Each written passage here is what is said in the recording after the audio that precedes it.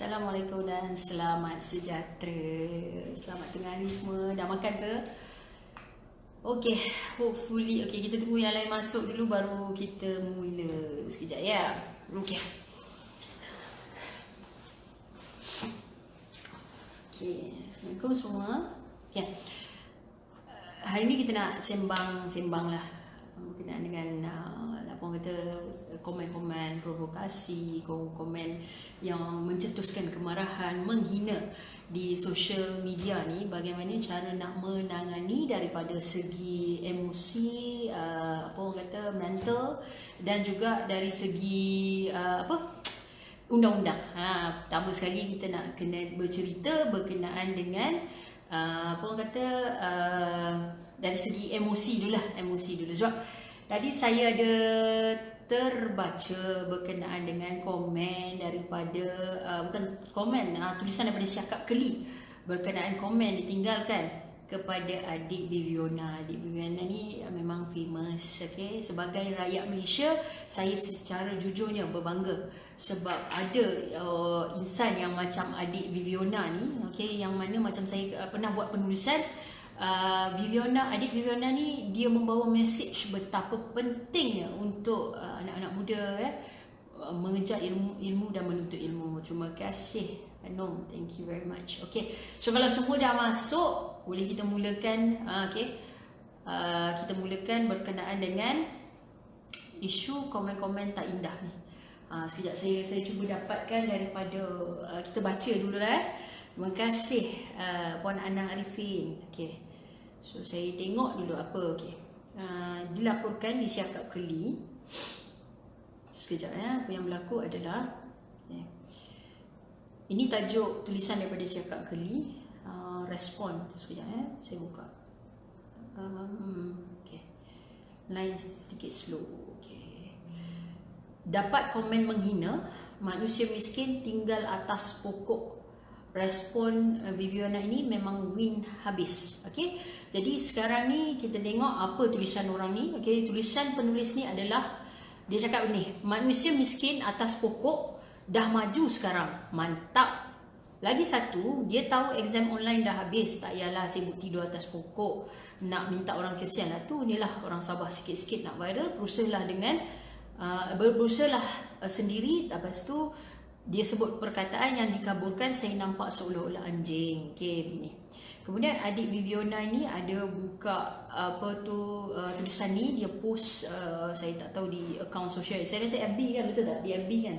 Okay, dia kata, I woke up with this notification, please stop cyberbullying, don't be judgmental, don't spread hate. If you are depressed, seek for help from the one you trust, your family, etc. Just don't hurt others. Good morning, katanya. Okay.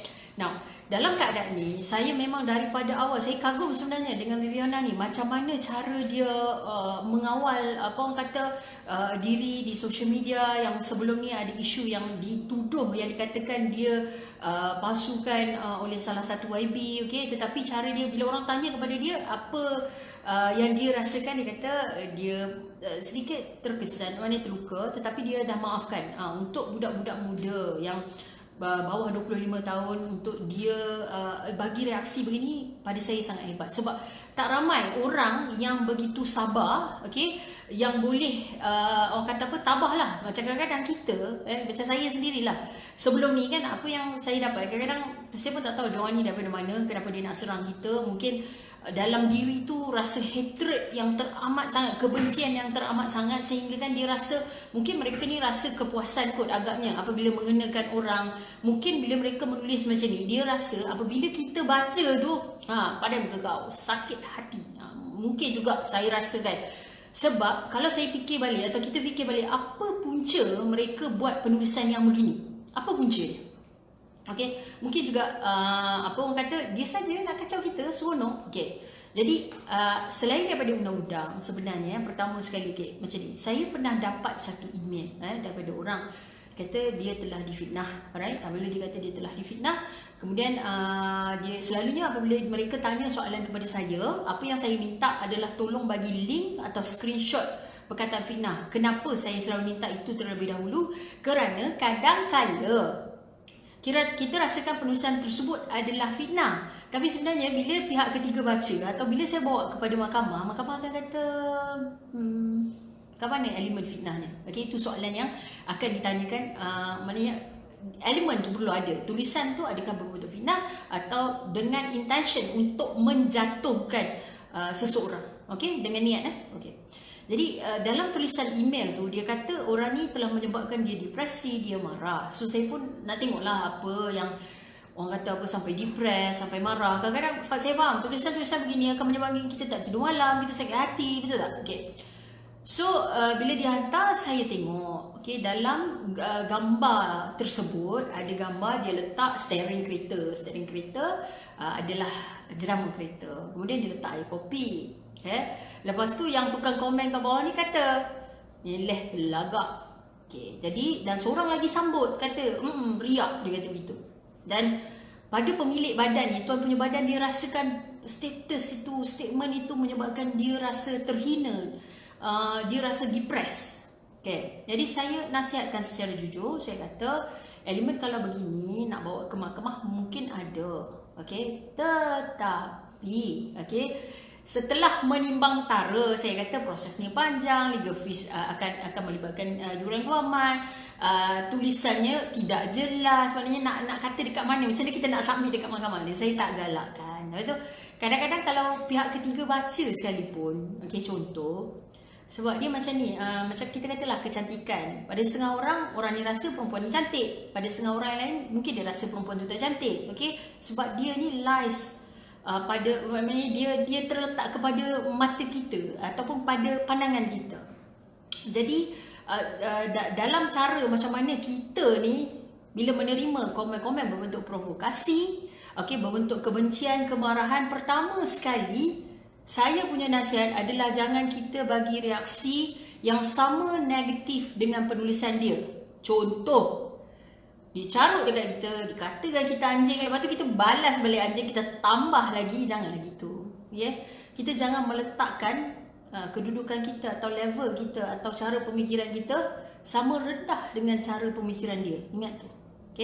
Yang membezakan kita dengan dia apa? Tak ada bezanya kalau kita sama-sama naik turun kat bawah tu, dia mencarut lagi teruk lagi dengan dia.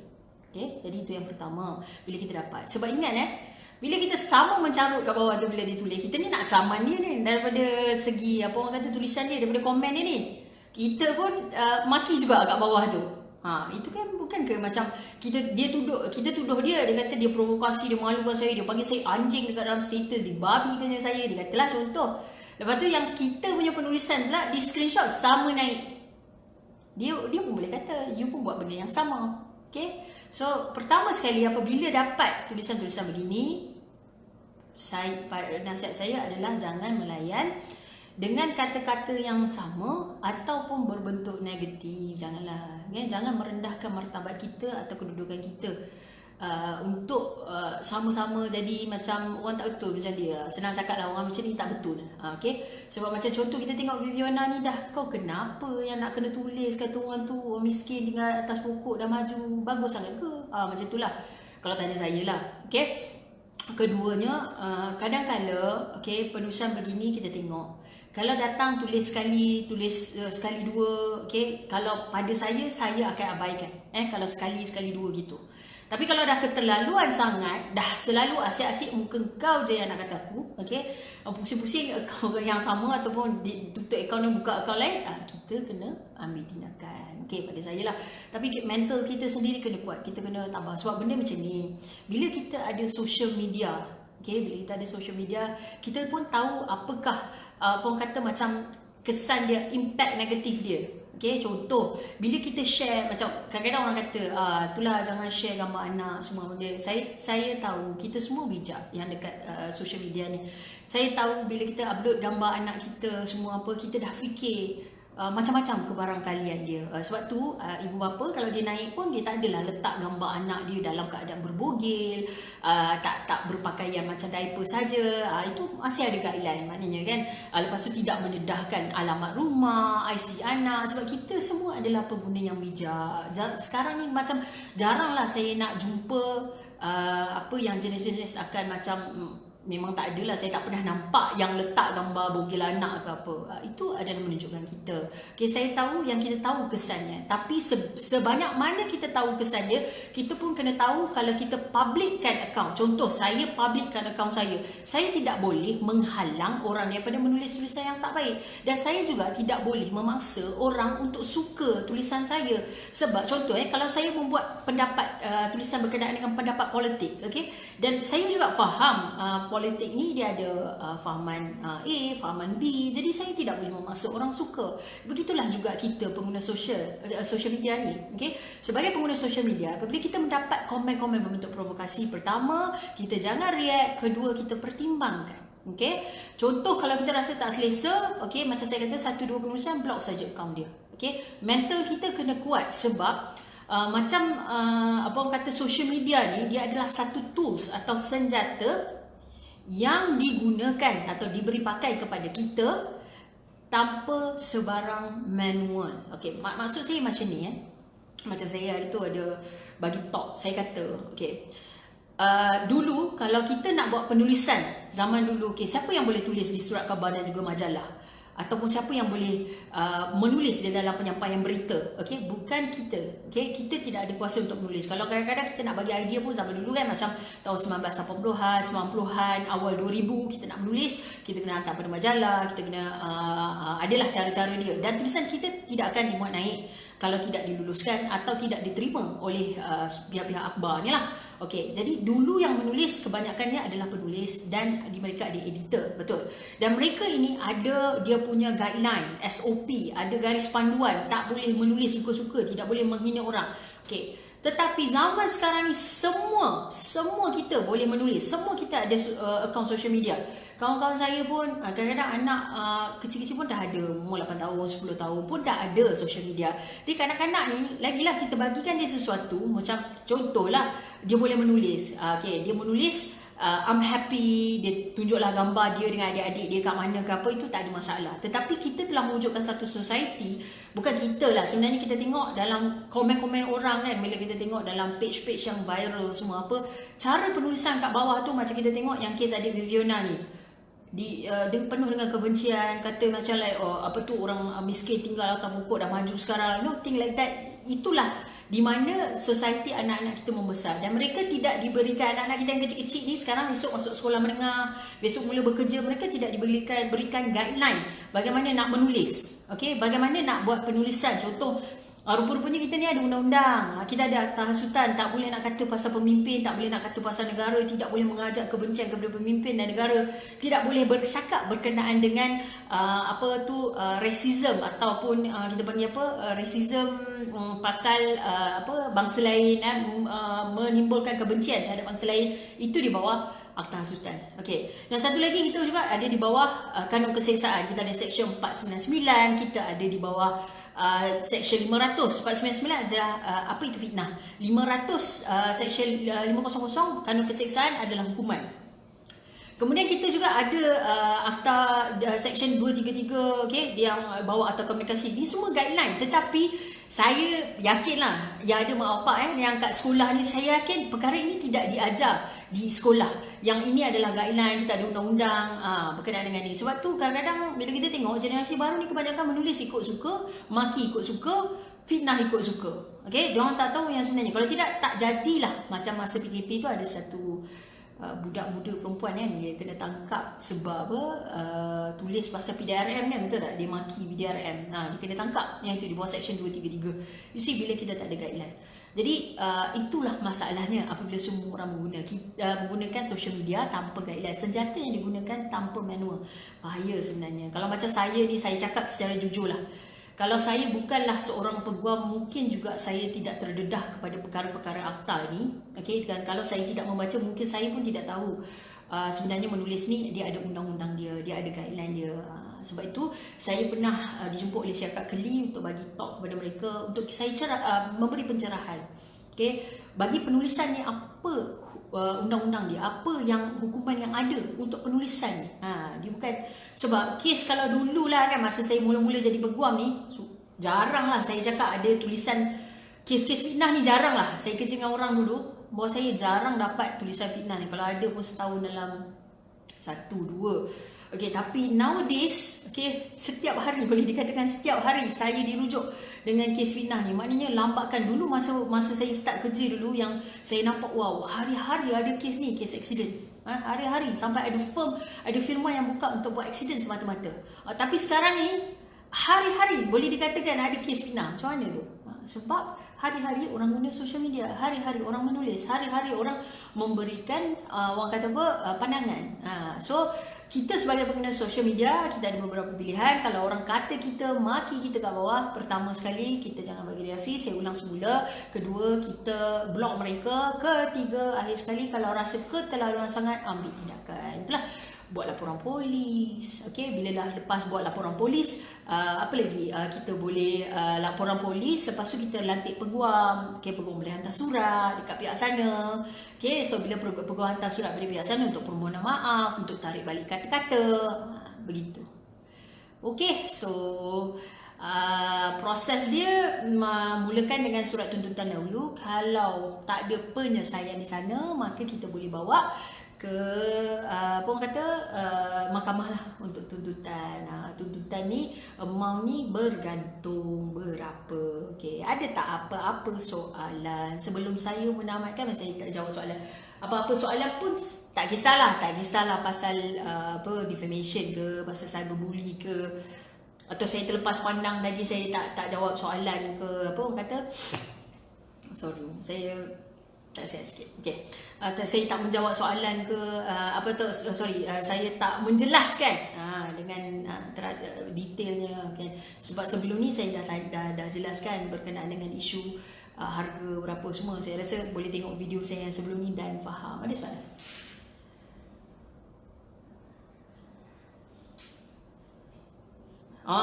Okay. Daripada Encik Syahrul Johor, dia kata macam mana pula nak tangani tabiat suka provokasi ni. Dia kata sebab pada saya tabiat provok ni bergantung pada individu tu sendiri. Pendek kata kalau dia tak provok sehari, jadi macam tak best agak di hidup dia.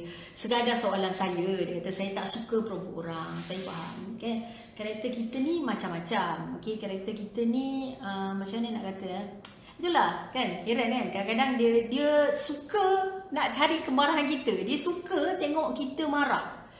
Okay, saya ada baca satu buku ni dari dia ditulis pada tahun 1937 dan masih di reprint sehingga hari ini. Saya beli dekat Access Book through online. Okay, cara-cara how to influence people, okay, and friends. Dia kata macam mana nak mempengaruhi orang dan juga rakan-rakan. Okay, begini, kenapa orang-orang macam penulis ni banyak menulis buku-buku how to influence people. Penulisan berkenaan macam mana untuk influence, untuk menarik hati orang ni banyak sangat penulisannya. Kita tengok buku di overseas. Kenapa? Sebab sebenarnya sangat-sangat penting untuk kita satu, bila kita nak hidup ni, biarlah kita ni disayangi dan disukai. Bayangkan hidup dengan kebencian ni. Jadi orang tengok itu, orang maki kita, tulis kat bawah komen orang maki kita lagi, jalan jumpa pun orang maki kita lagi. Tak best tau. Kalau saya ni kan, saya rasa macam kehidupan saya, kalau saya dimaki-maki ni, tak ada doa, orang tak doakan yang baik-baik dekat saya, dan rasa tak aman, balik rumah rasa stres semua. Saya suka kehidupan yang tenang saja. Jadi orang-orang yang kaki provok ni, saya nak tanya balik, apa yang you dapat daripada provok orang? Tak rasa ke nak kehidupan yang indah-indah, yang macam orang kata relax, tenang kan? Tak, orang tak maki. Sebanyak mana you maki orang, sebanyak mana you cari pasang dengan orang, orang menyampah dekat you. Seriously cakap, bila orang menyampah dekat you, apa yang you dapat? Seronok ke? Kalau tua pun dan hidup dalam kebencian, kemarahan, tak seronok. Langsung tak seronok. Okay? Sebab tu bila saya tengok kan, macam contoh kita tengok siapa yang biasa buat mind affirmation, yang macam hari-hari kita kata saya boleh. Dia ada yang orang kata affirmation ni, dia nak kita yakinkan diri kita yang kita ni seorang yang boleh. Ataupun contoh, kalau kita nak kaya, aku kaya. Padahal tak kaya pun, tapi group affirmation ni akan kata, dia kata perkara begini akan menyebabkan otak separuh sedar kita. Sebab saya hari tu bercakap dengan kawan, saya adalah manusia yang boleh walaupun saya rasa tak boleh. Okay? Saya buka firma saya sendiri seorang-seorang masa umur saya baru 25 tahun. Okay, saya buka legal firm, firma guaman saya. Saya usahakan sendiri, saya jalan sendiri, saya cari klien sendiri, saya naik sendiri. Mak saya adalah seorang kerani, bapa saya pada waktu itu memang tak bekerja, okay? Dan saya bukan anak orang senang. Tapi dalam kepala saya ni, saya selalu tanam, saya boleh. Apa saja task yang bagi kat saya boleh, okay? So dalam kita tengok information dekat YouTube ni, cuba you tengok komen-komen orang kat bawah tu. Bila video-video positif ni, yang datang beri komen adalah orang positif. Tak adalah yang datang nak komen kat bawah tu macam alah orang miskin tinggal dekat atas pokok. Tak ada. Okay? Sebab positive people, they attract positive punya another people. Macam itulah. So sebab itulah saya pun tak tahulah macam mana diorang nak. Pada saya kan, cuba fikir, tanya diri balik. Bila kita hidup ni, apa sumbangan kita pada yang lain? Okay, seterusnya. Okay. Macam mana, okay, orang-orang yang buat video parodi untuk tuju pada seseorang. Ni Iskandar, soalan Iskandar Muhammad. Soalan yang sangat baik. Saya suka soalan ni. Okay. Now, you kena bezakan di antara humor dan juga dengan niat untuk menjatuhkan reputasi seseorang. Contoh video-video parodi ni kan, kadang-kadang kalau dia cross the line, macam contoh dibodoh-bodohkan, ditambah dengan unsur fitnah, dijadikan macam orang kata watak atau yang parodi tu, yang satu lagi tu macam nampak bangang. Macam itulah senang kata, maka you boleh ambil tindakan. Boleh sebenarnya, okay? Tetapi kita kena faham juga, janganlah macam orang tu buat humor. Contoh kita tengok kan macam cerita overseas, diorang kan suka buat show terhadap Donald Trump. Okay, kenapa orang sana boleh buat? Kenapa soalan dia orang Malaysia tak boleh buat? Orang Malaysia ni tak cool lah. Contoh macam tu. You kena tengoklah undang-undang kat sana. Mereka kat sana lebih loose berbanding kita. Dan kita pula kadang-kadang buat lawak tu kan macam keterlaluan. Kadang-kadang disamakan orang dengan, sebab orang tu gemuk, you kata dia besar main V lah semua. Janganlah keterlaluan. Macam tu. Video parody pun sebenarnya kalau nak ambil tindakan boleh. Tetapi tengoklah juga apa isi kandungan dia. Okay. Seterusnya. Okay. Ni kawan saya. Okay, salam bad. Ada orang lain yang melemparkan kata-kata nista, menghina dan sebagainya dalam media seperti WhatsApp personal di MPM. Macam mana ya? Okay, ini daripada Ummu Zahra. Okay, Tuan Sarah Wahidah. Okay, soalan yang sangat baik. Kalau DM, okay, dia macam ni tau. Dulu saya pernah buat satu penulisan dekat Facebook. Okay, dalam Akta Fitnah ada satu section yang kata about modesty. Kita tidak boleh menyentuh terhadap kesucian seorang wanita. Kes-kes yang famous yang pernah bawa di bawah section ini adalah, ingat tak dulu Umi Halfida, dia pernah saman salah satu majalah, kalau tak silap saya apa tu majalah PAS kot, sebab menyentuh dia kata kesucian dia. Dan dalam salah satu kes yang dilaporkan, selain daripada kes tu ada satu lagi kes. Okay, so ada 3 orang ni dia tengah duduk bercakap. 3 orang so ex-boyfriend, ex-girlfriend dengan seorang lagi perempuan tengah duduklah mereka bertiga. Tiba-tiba lelaki ni cakap, you tu bekas I, dia kata. You tu, ayat dia, bekas I. Maknanya dia nak kata kau tu ex aku. Jadi perempuan ni falkan saman. Dia tidak buat penulisan pun. Dia cakap wording tau. Wording maknanya lisan. Okay, lisan ni percakapan kita panggil slender. Okay, so dia memanggil yang perempuan yang ketiga tu yang ada dekat sebelah dia tu menjadi saksi. Betul tak kau dengar dia sebut you tu bekas I? Jadi apa yang diujarkan oleh ex-girlfriend ni, dia kata bila dia cakap perkataan bekas ni, dia telah menghina saya. Seolah-olah dia telah menggunakan saya yang difahamkan secara seksual lah. Begitu. Okay, so apa orang kata, bertiga ni, okay, jadi mahkamah nak putuskan ni berkenaan dengan isu macam mana keputusan dia ni, betul ke tidak fitnah. Okay, mahkamah tidak mempertikaikan berkenaan dengan yang dengar tu seorang je, so bukan fitnah lah. Tak, dia masih kira ada pihak ketiga yang mendengar. Okay, jadi masih berlaku penyampaian. Sama juga dengan grup WhatsApp. Kalau dalam WhatsApp tu ada 3 orang sekalipun, okay, yang dengar 2 orang sekalipun, masih dia jadi fitnah. Jadi dalam kes tu sebenarnya diputuskan oleh mahkamah. Mahkamah kata, okay, penyampaian dah sampai betul, tetapi sekarang ni perkataan tu saya tidak kira sebagai fitnah. Sebab perkataan you tu bekas I bermaksud you are my ex-girlfriend. Dia kata macam dalam zaman sekarang ni praktis bercinta putus tu memang ada. Jadi dia kata memanglah. So kalau ex-girlfriend tu standard lah, apa yang tak kena. Okay, perkataan tu dia akan jadi lain sekiranya macam contoh, saya bagi contoh. Alah, aku dah pernah tidur dah dengan kau. Okay, contoh kau tu bekas aku je. Itu berbeza. Okay, perkataan tu berbeza. Sebab tu saya kata kadang-kadang perkataan ni you need to be very careful tau dengan perkataan ni. So menjawab kepada soalan sahabat saya tadi, Jadi kalau dalam WhatsApp personal pun, kalau kita ada informer, so ada informer dalam grup WhatsApp ni, okay, sudah cukup. Alright, so cukuplah elemennya. Kalau dan ingat juga kalau perkataan tu berbentuk fitnah, kalau tidak fitnah maka tidak jadilah. Okay, ada lagi tak?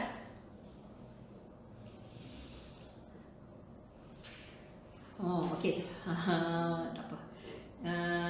Dan yang ini saya akan jawab kepada Encik Muhammad Zahir Putih. Saya minta maaf, nanti saya jawab. Saya sibuk sedikit. Oh, ramai ni yang kata saya cun hari ni. Terima kasih. Hari ni sebenarnya saya nak syuting, tapi syuting saya dibatalkan. So alang-alang tu saya dah allocate masa untuk kita buat syuting. Kita sembang dekat sini berkenaan dengan undang-undang. Okay, so ada apa lagi? So setakat ni itu saja. Terima kasih banyak kerana berkongsi. Mendengar perkongsian saya. Terima kasih banyak. InsyaAllah kalau ada rezeki lagi, nanti kita berjumpa lagi. Thank you. Last pesanan saya, tolonglah, janganlah buat komen-komen yang provokasi. Janganlah cari pasangan orang, kan. Cuba tanya diri kita balik, dalam life ni kita nak apa? Apa tujuan kita hidup sebenarnya? Adakah kita membawa kebaikan kepada orang lain? Kalau kita tak bawa kebaikan kepada orang lain, kita bawa keburukan, jangan. Hentikan. Sebab you takkan nak berbahagia pun kehidupan you. Okay. Ada ni Murni Munira. Sekejap saya baca dulu.